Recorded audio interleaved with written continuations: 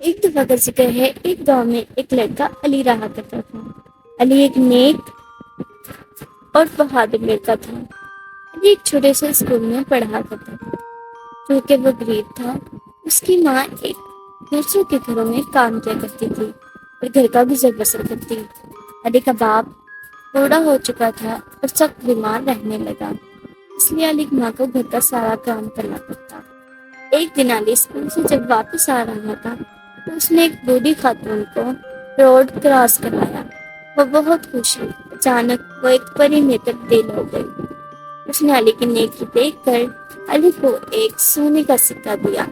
علی یہ دیکھ کر بہت خوش ہوا۔ وہ سونے کا سکہ اپنی ماں کے پاس لایا۔ اس کی ماں نے دیکھا تو اس کی ماں کی آنکھیں نم ہو گئی اور وہ بہت خوش ہوئی۔ اس نے وہ سکہ جا کر بازار میں بیچ دیا اور اچھے داموں میں وہ سکہ بک گیا۔ علی کی ماں دنوں ہی دنوں میں امیر ہو گئی۔ علی اور علی کی ماں دونوں خوشی خوشی زندگی بسر کرنے لگے۔